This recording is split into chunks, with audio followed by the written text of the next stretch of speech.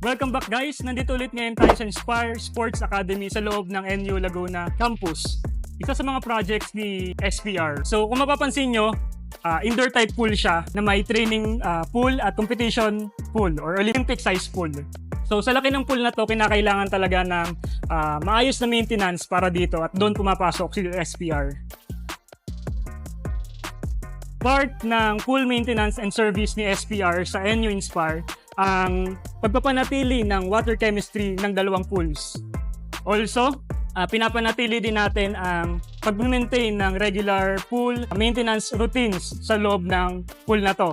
At syempre, ang preventive maintenance. Isa sa mga services ni SPR ang pagpapanatili ng pump room niya. So, doon papasok ang preventive maintenance. So, meron tayo ditong equipment, pool equipment, 3 pool equipment para sa training pool at 5 pool equipment para naman sa competition pool. So, minimake sure ni SPR na nasa working condition ang lahat ng equipment na to para makapagbigay ng safe and healthy pool water para sa NU Inspire. Thank you guys for watching. For more concerns, pool questions, pool updates, consult with the Pool Pro. Follow us for more. SPR.